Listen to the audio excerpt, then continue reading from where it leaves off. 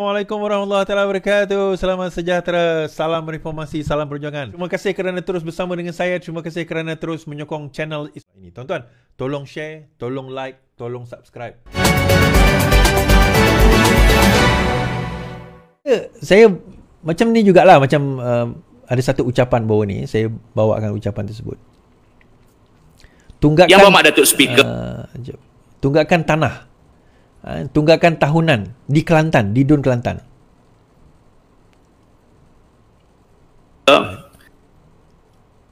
Saya besarkan sikit.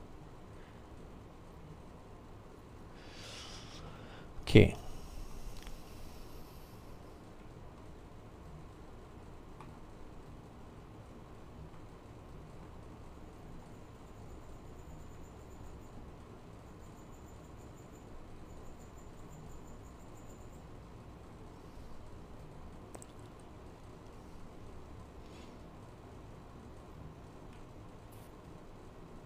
Sekejap tuan-tuan.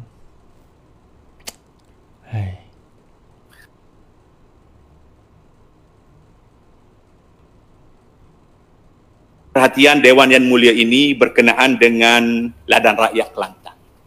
Pada awal pelancaran program 17 tahun lalu terdapat 19 kawasan ladang rakyat dengan 17 daripadanya diusahakan secara pajakan oleh syarikat. Laporan Ketua Audit Negara 2021 audit khas yang dikeluarkan tahun ini mengenai projek ladang rakyat mengenal pasti 12 syarikat gagal membayar sumbangan tahunan kepada akaun tabung amanah ladang rakyat. Mengikut maklumat audit negara juga, hanya tinggal 12 syarikat yang mengusahakannya, membabitkan 28,695 hektar tanah.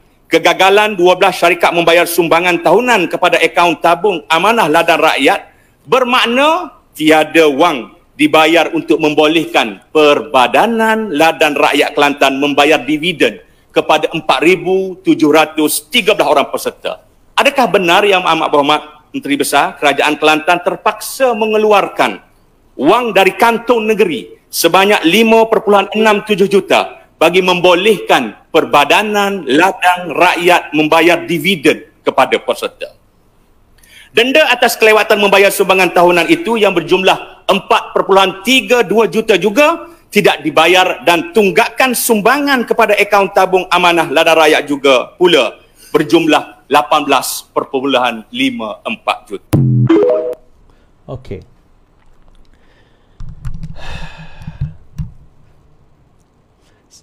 Kadang-kadang menjadi satu persoalan yang menarik, tuan-tuan, kan? Macam mana diorang nak jadi pemerintah kepada negara kalau sekiranya benda sekecil ini, kita cerita juta-juta, belas juta, puluh juta ni, diorang sendiri tak mampu dan tak boleh nak handle. Dahlah buat undang-undang bercanggah dengan perlembagaan. Lepas itu diorang tak mampu nak handle isu ladang rakyat. Dia bagi puluhan ribu hektar tanah kepada 12 syarikat atas janji setiap tahun syarikat itu akan bagi orang kata bayaran lah, macam kira premium lah kepada tabung yang akan diberikan dividennya kepada 4,000 lebih rakyat Kelantan sendiri. Akhirnya tak mampu, sampaikan Kelantan kena ambil duit coffers, dia ambil duit dia punya money daripada kantong negara untuk nak bayar premium tadi, untuk nak bayar dividen tadi kepada peneroka ataupun kepada mereka yang telah memberikan tanah tersebut.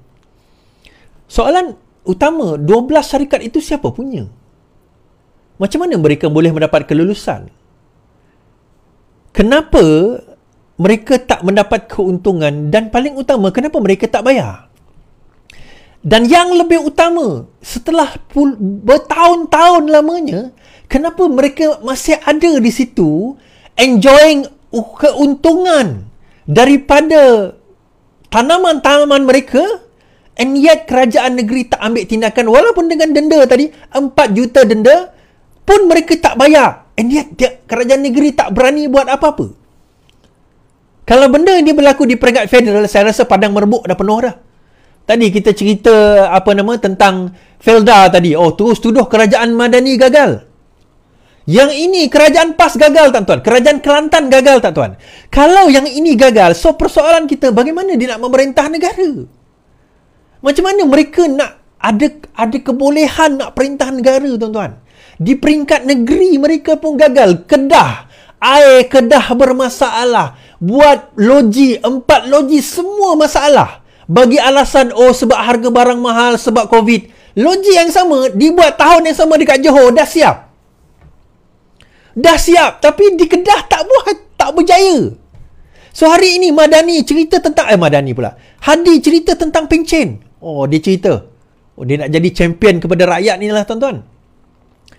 Langkah hapus pencen tak madani, kata Hadi. Abdul Hadi mengkritik Putrajaya yang menggunakan slogan madani namun pada masa yang sama merancang untuk menghapuskan sistem pencen anggota penjawat awam. Menurut Ahli Parlimen Marang itu, penghapusan pencen adalah bertentangan dengan Islam yang dibawa oleh Nabi Muhammad. Semua dia nak jual dengan Islam tuan-tuan. Semua cerita dia nak palit dengan Islam. Pencen pun dia nak palit dengan Islam tuan-tuan. So saya nak tanya dia, kalau saya kat dalam dewan tu nantilah, saya nak tanya dia, kajian impak yang dilakukan. So dia boleh tanyalah, tapi kalau saya tanya soalan ini. Kajian impak pelbagai aspek termasuk pencen penjawat. Okey. Cadangan pemansuhan skim pencen dan ditukar kepada KWSP antara lain bermatlamat mengurangkan beban pembelanjaan kerajaan. Ia berikutan unjuran kerajaan bagi tujuan pembayaran pencen saja dijangka meningkat sehingga 120 bilion pada tahun 2040, 6 tahun akan datang. Untuk makluman Tuan Guru Haji Hadi, pencen sekarang ini kerajaan tanggung setiap tahun 30 bilion. Pada tahun 2040, pencen akan meningkat sehingga 120 bilion kalau kita teruskan sebagaimana yang kita ada sekarang ini. Maksudnya kita ada skim lain yang kita perkenalkan. Kita teruskan, kita unjurkan by 2040 kerajaan akan bayar 120 bilion pencen saja. Now, kita kena faham bajet negara kita berapa tuan-tuan? Bajet negara kita 400 bilion. 1/4 bayar pencen saja. Habis yang lain tu bagaimana? Pembangunan bagaimana? Emolumen, kita nak bayar sewa, kita nak invest dan sebagainya, itu bagaimana? So kita mula kena cari alternatif, dan alternatifnya adalah KWSP. Soalan kita, kalau Hadi memerintah, dia nak teruskan juga pencen, bagaimana dia nak membayar 120 bilion tersebut daripada kantong duit negara? Kenapa 120 bilion saya kata bahawa pertama, jangka usia rakyat kita dah makin panjang. Saya dah ulang benda ni banyak kali, dah makin panjang.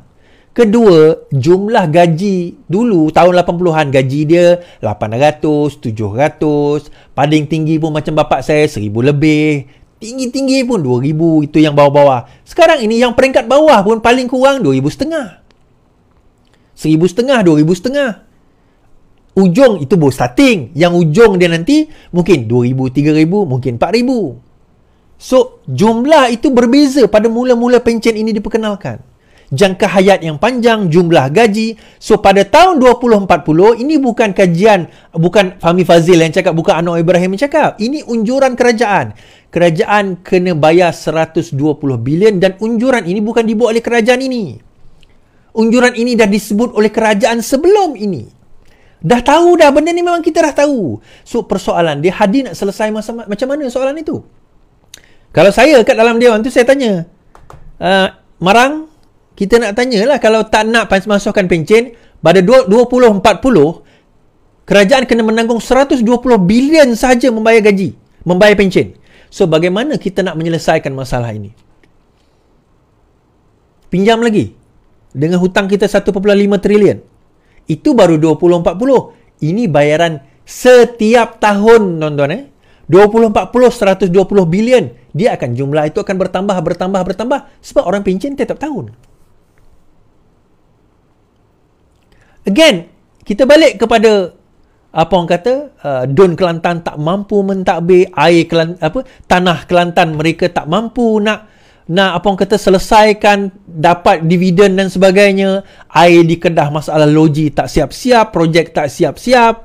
Sekarang ini mereka nak jadi kerajaan persekutuan, cerita pasal pencen tetapi tak faham 120 bilion tersebut. yang kerajaan kena tanggung by 2040. Setiap tahun ni bukan sekali bayaran saja tau. So how are you going to solve that problem kalau kau jadi kerajaan? Dia cerita bertentangan dengan Islam. Bukan kau seorang je lah tahu baca Quran, baca hadis lah. Itu je. Itu saja.